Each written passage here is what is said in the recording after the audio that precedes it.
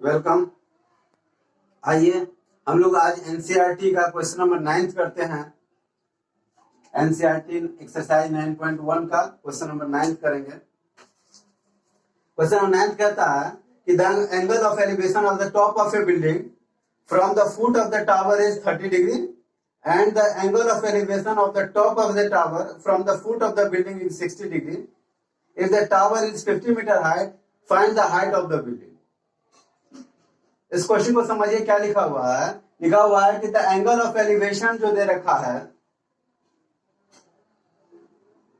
From the देखिए the angle of elevation the top of A building from the foot of the tower is 30 degree. Question को समझिए, question से समझिए कि क्या रखा है। The angle of elevation, the angle of elevation एक बिल्डिंग है और एक टावर है, ठीक है। ये बिल्डिंग है, एक टावर है, और क्वेश्चन के हिसाब से इसको समझिए कि the angle of elevation the top of A building from the foot of the tower is 30 degree. Tower के फुट से बिल्डिंग का जो है एंगल ऑफ एलिवेशन, टावर के from the foot of the top of the building जो है ये 30 degree है। इस क्वेश्चन को सब मैच करने की कोशिश करिए। देखिए the angle of elevation top of A building from the foot of the tower is 30 degree. इसी तरह से and the angle of elevation the top of the tower from the foot of the building is 60 degree and the angle of elevation the top of the tower, angle of elevation top of the tower from the foot of the building, ये building है। AB को building ले लीजिए और CD को tower ले लीजिए, ठीक है। दिस इज, यह बिल्डिंग है और ये क्या है, टावर है। तो इस हिसाब से कह रहा है ये 60 डिग्री है। अच्छा, मैंने कैसे सोचा कि ये बड़ा है, मैंने क्वेश्चन को पढ़ा और मैंने जाना, मुझे पता चल गया कि देखिए टावर के से बिल्डिंग का जो एंगल ऑफ एलिवेशन कम है, 30 डिग्री है, वहीं बिल्डिंग के फुट से टावर के टॉप का जो एंगल ऑफ एलिवेशन 60 डिग्री है, ये ज्यादा ऊपर होगा, इसलिए मैंने इसको थोड़ा सा बड़ा कर दिया एज कंपेयर। और आगे भी दे रखा है कि if the tower is 50 metre height, if the tower is 50 metre height, और टावर का हाइट भी दे रखा है कि 50 मीटर हाइट का टावर है, तो हमें क्या कैलकुलेट कर लेना है, हमें कैलकुलेट कर find the height of the building. तो हमें बिल्डिंग का हाइट कैलकुलेट कर लेना है। तो आसान, इसको समझिए कि बिल्डिंग का हाइट कैसे कैलकुलेट कर सकते हैं। दो ट्रायंगल बन चुका है, दोनों ट्रायंगल में देखिए आसानी से, इससे पहले जो आप क्वेश्चन किए होंगे तो उसमें आपने देखा होगा, यहाँ इस ट्रायंगल में अगर हम कॉन्सेप्ट लगाएंगे तो हमें ये बेस पता चलेगा, इसके टावर वाले के हेल्प से बेस पता चलेगा, फिर वही कॉन्सेप्ट इसमें लगाएंगे तो ये हाइट ऑफ द बिल्डिंग पता चल जाएगा। क्लियर है, हमें वही कैलकुलेट तो करना है। तो पहले सॉल्यूशन देखते हैं। सॉल्यूशन इन ट्रायंगल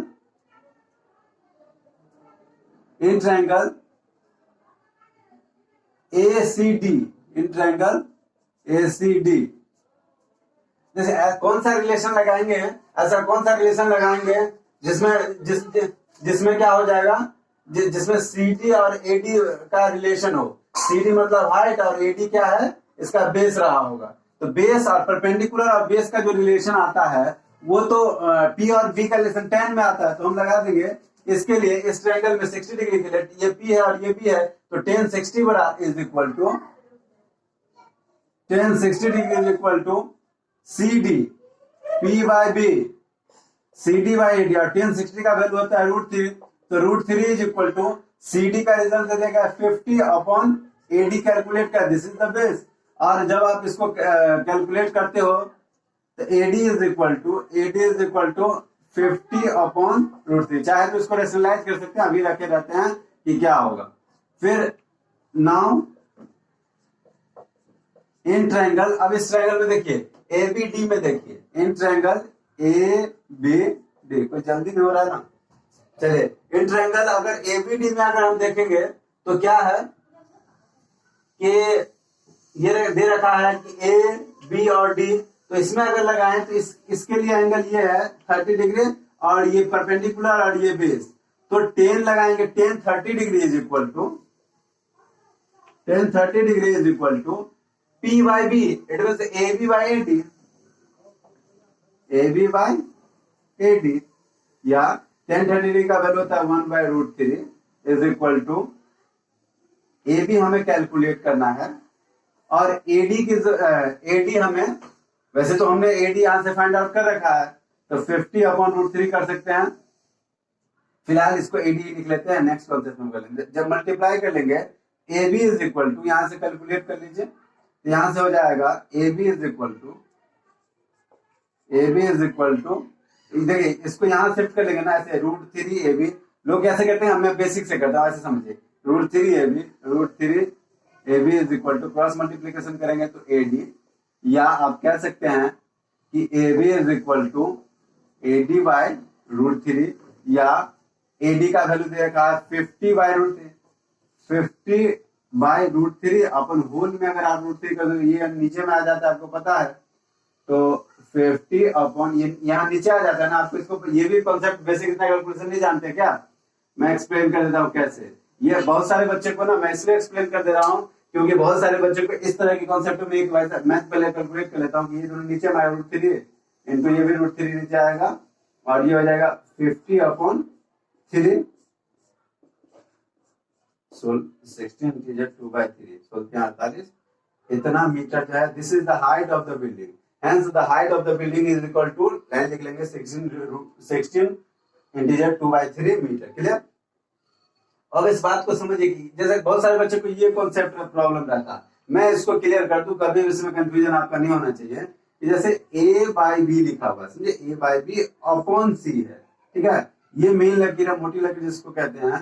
अब A/B है और कुछ नहीं तो डिनोमिनेटर में C है, तो C को आप क्या लिख सकते हो पता है, C/1 लिख सकते हो, यहाँ से। अब ऐसा हो गया कॉन्सेप्ट, अगर ऐसा हो गया तो A/B था, इसके डिवीजन में है, इसको 1 ऊपर चला जाएगा, C नीचे, इसलिए क्लियर कंसेप्ट है कि A/BC, जिस तरह से हमने इसको मल्टीप्लाई, दोनों आपस में नीचे में क्या हो जाता है, मल्टीप्लाई हो जाता है। और भी इसके कॉन्सेप्ट, कभी कभी आप कंफ्यूज मत करना, ऐसा रहता है A मेन हो गया और B/C ऑलरेडी रहता है, तब यहाँ का C ऊपर चल जाता है, उसके इसमें भी क्या चल जाता है, A इंटू C/B, और ये B नीचे रहता है, यानी AC/B।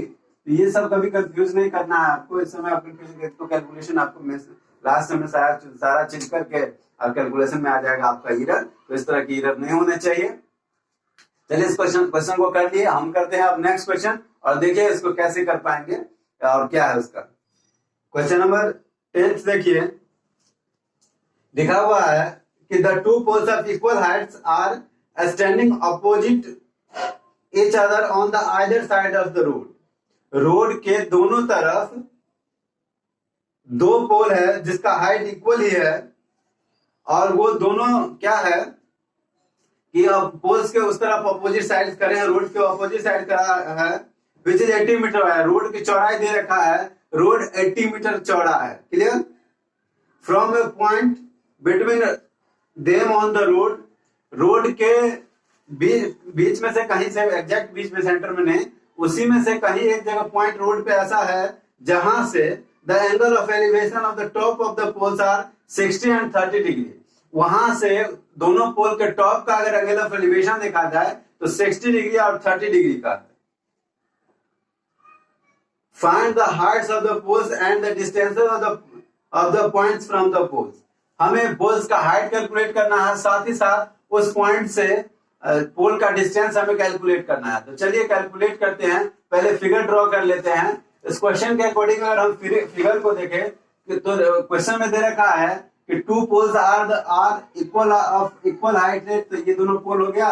सपोज करिए कि दोनों का हाइट इक्वल है, ये ए बी पोल है और दूसरा क्या कौन है, let A B and C D are two poles. यहाँ से दोनों के बीच में है, यहाँ एक पॉइंट है, the angle of elevation of 60 degree and 30 degree respectively दे रखा है। इसका यह मतलब है कि इसके ज्यादा नजदीक में होगा, इसके ज्यादा नजदीक में होगा तभी तो एंगल, इसका एंगल ऑफ एलिवेशन इसके नजदीक में कर लेते हैं, उसके नजदीक में। पहले वाला का अगर एंगल ऑफ एलिवेशन तो ज्यादा नजदीक के होने की वजह से ये 60 डिग्री है, और इसके टॉप का जो है, इसका जो है 60 डिग्री एंड 30 डिग्री, ये दोनों इक्वल हाइट का है। तो हमें यही पॉइंट करके यहाँ पे एक डी तक हो गया, ये ई ले लेते हैं। क्लियर? अब आइए इसको सॉल्व करते हैं, हम कैलकुलेट करते हैं। हमें एक्चुअली पता करना है, हमें करा find the height of the building. ये जो है, जो भी बिल्डिंग है, टावर है, तो दोनों टावर का हाइट पोल है, दोनों पोल का हाइट हमें कैलकुलेट करना है, और वो भी इस जो दोनों के बीच में ये दूरी है वो कैलकुलेट करना है कि ये कितने कितने दूरी पर है। और तो हम इसको कैलकुलेट करते हैं, टोटल डिस्टेंस भी हमें कैलकुलेट करना पड़ेगा, और इसको करते हैं तो एक तो है कि ये दोनों अगर इक्वल है, A B is equal to C D, solution अगर हम इसको देखो तो given that height of the poles are equal, it means what, A B is equal to C D. तो एक रिलेशन है दोनों के बीच में, दोनों के रिलेशन, इसके साथ इसका रिलेशन करें, इसके साथ इसका रिलेशन करें, और दोनों को क्या कर दे, इक्वेट कर दे, तो हमें कुछ चीजें मिल सकती है, और बाकी कोई डाटा हमें गिवन नहीं है। क्लियर?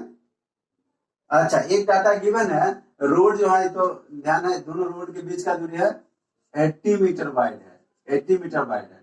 एक काम कर लेते हैं, इस दूरी को x मान लेते हैं कि सेकंड पोल जो है x डिस्टेंस में है, तो ये हो जाएगा 80 माइनस एक्स हो जाएगा, टोटल 80 है, तो ये x कैलकुलेट कर लेते हैं, इससे हमारे लिए कैलकुलेशन आसान हो जाएगा। तो आप देखते हैं इन ट्रायंगल टोटल 80 दिया गया था ना, तो हमने इसको x कैलकुलेट कर लिया, लेट कर लेते हैं, let A B is equal to x metre, therefore खुद ही निकल जाएगा, therefore b is equal to 80 minus x, क्योंकि टोटल है x। अब कैलकुलेट करते हैं इन ट्रायंगल, इसमें करते हैं A B E, in triangle A B E, इसमें कैलकुलेट करेंगे तो देख लीजिए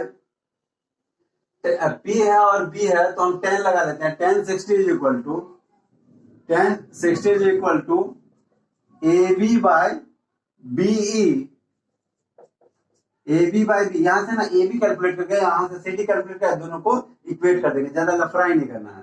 तो 10 60 का वैल्यू होता है √3 is equal to A B by B, मतलब 80 माइनस एक्स, या क्रॉस मल्टीप्लीकेशन कर लेंगे, तो A B is equal to √3 into 80 minus x, √3 into 80 minus x. Clear? This is the first equation, इसको हमने कैलकुलेट करके रख लिया। Now in triangle CDE, in triangle CDE में क्या होगा, CD में हम कर सकते हैं कि एक लाइन खींच लेते हैं, यहां पे करते हैं। नाउ इन ट्रायंगल CDE 10 30 लगाते हैं, ये भी P है और ये भी B है, 10 30 is equal to CD by ED, ED तो x है, CD बाय ED, और 10 30 का वैल्यू होता है 1 by √3 is equal to CD calculate और ED यानी x लिख लेते हैं, और इसको आप क्रॉस मल्टीप्लीकेशन करेंगे तो √3 बाय x हो जाएगा, इसको यहाँ से कैलकुलेट करेंगे, इसको x यहाँ लेकर चल गए। बहुत सारे बच्चे इसमें कंफ्यूज करते रहते हैं, आपको इसको कंफ्यूज क्या करना है, आप देख लो, ये यहाँ से यहाँ डायरेक्ट इसको भेज सकते हैं ना, डिवीजन में मल्टीप्लाई, CD बच जाएगा ना, आराम से लिख सकते हैं CD is equal to x by √3। अब फ्रॉम फर्स्ट एंड सेकंड दोनों तो इक्वल है, ए बी, और यहाँ पे देख लीजिए ना, ए बी और CD क्या है, ये बराबर है, और ये जो बराबर है, तो ए बी जो देखा है दोनों को ऐड करके रहता है, देयरफॉर यहाँ पे सिंस करके लिख लेते हैं। मैं बोर्ड थोड़ा सा इरेज कर देता हूँ, जिससे हमारा ए बी था 80 इंटू √3 इंटू 80 माइनस एक्स, और CD दोनों को इक्वेट कर लेते हैं, A B is equal to CD कर लेते हैं, इट मींस ए बी है √3 into 80 minus x is equal to x by √3। Cross multiplication करते हैं, √3 से यहाँ मल्टीप्लाई होगा, तो √3 को √3 से करेंगे तो 3 इंटू 80 माइनस एक्स, ये √3 यहाँ जाएगा ना, और √3 हो जाता है 3, तो 3 into 80 minus x is equal to x, या ये अंदर में भी मल्टीप्लाई हो सकता है, तो मल्टीप्लाई कर लेते हैं, 240 minus 3x is equal to x, या 3x को उधर शिफ्ट कर लीजिए, 240 इज इक्वल टू 3x उधर इक्वलिटी में उस तरफ हो जाएगा 3x, और प्लस x हो जाएगा 4x, तो 4x, और इसको काट दीजिए, तो यहां से x की वैल्यू मिल जाएगी, x हमें मिल जाएगा 60 x में, मीटर में है तो मीटर, तो ये मिल चुका है हमें, ये 60 टोटल 80 है, तो ये 60 हो जाएगा, तो ये 20 हो जाएगा। क्लियर है? हमें निकल चुका है ये जो डिस्टेंस है, this is 60 metre and this is obvious है 60 माइनस 80 माइनस 60 20 मीटर निकल चुका है। तो हमें निकल चुका है कि डिस्टेंस दोनों पोल के बीच में डिस्टेंस हमें निकालना है। Height of the building, height of the building आप आराम से निकाल सकते हैं, एक्स की वैल्यू में पता है। Now height of the pole, pole building वाला क्वेश्चन पिछला था ना, वह बिल्डिंग ही चल रहा है, बिल्डिंग नहीं है पोल्स है, हाइट ऑफ द पोल्स। तो height of the poles calculate करना है तो इसके लिए क्या करना है, इसमें इनपुट कर दीजिए ना, इनपुट है x की वैल्यू 60, तो now height of the pole, मैं इसको now height of the pole x by root 3 था, याद रखिए, now height of the pole, now heights कर देते हैं प्लूरल दोनों, हाइट ऑफ पोल्स कर देते हैं। अच्छा, height of poles is equal to x मतलब 60 अपॉन रूट 3। अब कैलकुलेशन इतने भी कमजोर नहीं होना चाहिए कि x बाय 60 बाय रूट 3 को आप डायरेक्ट ना काट सको। कैसे काटोगे 60 बाय रूट 3 को? 60 को लिख सकते हैं 20 इंटू 3 बाय रूट 3। इसको और सिंप्लीफाई आप कर सकते हैं, 20 इंटू 3 को लिख सकते हैं, नीचे में करता हूँ, बहुत दिक्कत होता है लोगों को कैलकुलेशन। रूट 3 को लिखा जा सकता है रूट 3 इंटू रूट 3। मैं इसलिए बता रहा हूँ कि अगर आपको कोई प्रॉब्लम हो तो उसे सॉर्ट आउट कर लें। और नीचे रूट 3, एक रूट 3 से रूट 3 कट गया और बचा 20 root 3 metre. This is the height of the answer, therefore the height of the poles are 20 root 3। दोनों पोल का हाइट जो है 20 रूट 3 हो जाएगा। क्लियर है? चलिए देखिए बारीकी से सब क्वेश्चन को पढ़िए। हो सकता है कि इसमें करने में एक बार अच्छे से आप अंडरस्टैंड करें, सोल्यूशन टाइम नहीं लगता है, तो समझने में है, क्वेश्चन को समझना प्रॉपर, उसको टाइम दीजिए, उसको समझिए। अगर आप समझ लेते हो तो क्वेश्चन में टाइम नहीं लगता है ना। प्रॉपरली समझना है, सॉल्व करना है, फिगर बनाना है। मैंने आपको पहले भी कहा था, मैं फिर से रिपीट कर रहा हूँ कि हाइट एंड डिस्टेंस के क्वेश्चन लंबे हो सकते हैं बट सॉल्यूशंस इसके शॉर्ट होते हैं। और आप एक बार क्वेश्चन को अच्छे से पढ़ करके समझ लिए। यहाँ पढ़ाने के दौरान हमें क्या करना होता है कि अब आपको क्वेश्चन समझाना होता है, फिर फिगर ड्रॉ करना होता है, देन सॉल्यूशन तो छोटा ही है, लेकिन आपको इतना टाइम नहीं लगेगा। आप केवल सॉल्व करेंगे, आप क्वेश्चन पढ़ेंगे, आपको समझाना नहीं ना, तो आप क्वेश्चन सॉल्व करेंगे और सॉल्व करके फिर देखेंगे, आप क्वेश्चन को पढ़ेंगे, फिगर बनाएंगे एंड देन सॉल्यूशन। तो आसान ही होता है इसका, उसको सॉल्व कर पाएंगे। आइए नेक्स्ट क्वेश्चन करते हैं। क्वेश्चन नंबर 11 देखते हैं। A TV tower stands vertically on the bank of a canal from a point on the other bank directly opposite to the tower. The angle of elevation of the top of the tower is 60 degree, and from the another point 20 meter away from this point on the line joining the point the foot of the tower, the angle of elevation of the top of the tower is 30 degree. Find the height of the tower and width of the canal. हमें निकाल देना है और figure दे रखा है हमें figure भी दे रखा है इस क्वेश्चन में। इस फिगर को देखिए, फिगर कुछ ऐसा दे रखा है कि यह एक टावर है यहाँ, और यहाँ ये दोनों पॉइंट दे रखा है कि 2 पॉइंट से यहाँ पे ये 60 डिग्री है और ये एंगल दे रखा है हमें 30 डिग्री, और कहता है कि यहाँ पे 20 मीटर अवे, 20 मीटर का ये डिस्टेंस है। हमें ये सी रखा है और डी दे रखा है, ये सी डी नहीं, ये बी दे रखा है, ए बी है, ए बी कुछ है, यहाँ डी है। ये फिगर दे रखा है हमें क्वेश्चन में। Clear?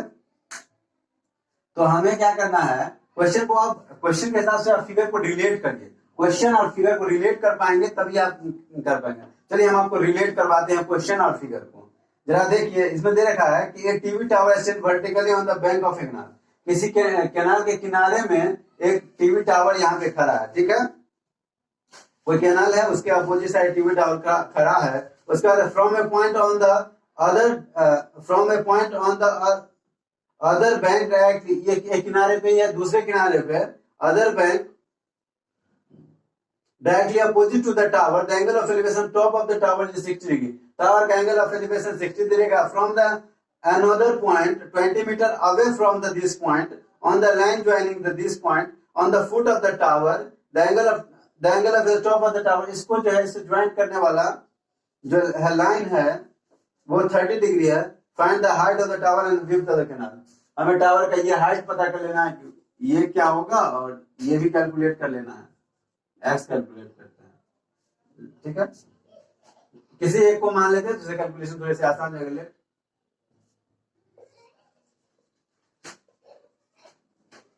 Width of the canal is equal to x, metre में ले लेते हैं, and the height of the tower भी ले सकते हैं, हाइट को ए भी रहने देते हैं। अब देख लीजिए, पहले कर लेते हैं in triangle this one A B C, in triangle ABC. यहां से इक्वेशन मिल जाएगा, हम इन ट्रायंगल एबीसी हम कह लेते हैं कि 10 पी और बी है तो 10 60 लगा लेते हैं। देख रहे हैं सब में 10 ही लगा, 10 60 इज इक्वल टू, कोई जरूरी 10 ही लगे लेकिन लग रहा है तो लग रहा है। A B by B C है, मैक्सिमम में 10 से काम चल जाता है, साइन कॉस भी चलेगा। 10 60 तो 10 60 का वैल्यू होता है √3 is equal to A B by B C को हमने मान लिया है x, तो यहां से निकल गया हाइट ऑफ द टावर निकल चुका है A B is equal to √3 into x. अच्छा से लिख लेते हैं √3x। अरे अच्छा, फर्स्ट इक्वेशन में मान लेते हैं this is the height of the tower, पर हाइट ऑफ द वही टीवी टावर। दूसरा क्या है, नाउ इन ट्रायंगल, अब कौन से ट्रायंगल में हमको देखना है, हम इतने दूर नहीं लगे, परपेंडिकुलर नहीं ना है, हमें राइट एंगल ट्रायंगल यहां से यहां तक, in triangle A B D, in triangle A B D. अगर हम ट्रायंगल ए बी डी में अगर देखें तो ट्रायंगल ए बी डी में हमें क्या कर लेना है, ऐसे लगाते हैं 10 30 लगाते हैं और पी बाई बी करते हैं। 10 30 इज इक्वल टू पी, मतलब ए बी बाय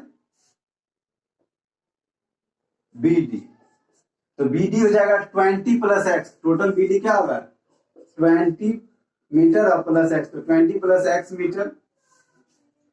तो 10 30 का वैल्यू होता है 1 by √3 is equal to 20, sorry A B by 20 plus x metre.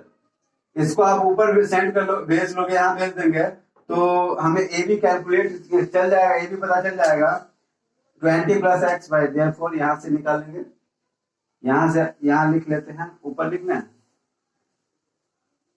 A B is equal to, यहां से हमें मिल जाएगा A B is equal to 20 plus x metre upon, ये नीचे चल जाएगा √3, तो √3। इतना तक तो ठीक है, ए बी निकल चुका। यहाँ से ए बी का हाइट अलग है, ये दोनों को इक्वेट करेंगे और हम हाइट ऑफ द ये निकालेंगे, फिर एक्स भी कैलकुलेट हो जाएगा, सारा चीज हो जाएगा। फ्रॉम इक्वेशन, अगर इसको फर्स्ट ले, from equation first and second दोनों को इक्वेट करेंगे तो ए बी बराबर ए बी ही है, मतलब दोनों एलएचएस बराबर है तो आरएचएस बराबर हो जाएगा। तो लिख लेते हैं √3x is equal to 20 plus x by √3 metre. इस दोनों को क्रॉस मल्टीप्लीकेशन करेंगे, कुछ नहीं तो 1, तो 20 plus x is equal to √3 हो जाएगा। इस दोनों को कर लेते हैं तो 3x is equal to 20 plus x, या 3x और ये x इधर आ जाएगा तो minus x is equal to 20। और हम लोग कर सकते हैं कि 2x इज इक्वल टू 20 और काट देंगे तो x की वैल्यू 10 मीटर आ जाएगी। Therefore height of the, height नहीं ये डिस्टेंस हो गया, लेंथ ऑफ द या width of the canal is equal to, therefore, और ये भी हाइट, यहाँ तो बेस्ट ऑप्शन है, यहाँ पे हाइट कैलकुलेट कर लेते हैं। देयरफॉर ये इसी का लाइन हो गया, ए बी बराबर √3 इंटू एक्स की वैल्यू है 10, तो 10 √3। हाइट ऑफ द टावर हो जाएगा 10 √3 metre and width of the canal, and width of the canal is equal to 10 metre. यही आंसर है। क्वेश्चन लंबा लेंदी था और सॉल्यूशन देखिए कितना आसान था। कुछ नहीं है, बस वही P B 10 P B H H भी कम भी आ रहा है आजकल, पी बी एच इसमें इनिशियल 2-3 क्वेश्चन में आए थे। चलिए बाकी क्वेश्चन नेक्स्ट क्लास में करेंगे। वीडियो देखने के लिए बहुत बहुत धन्यवाद।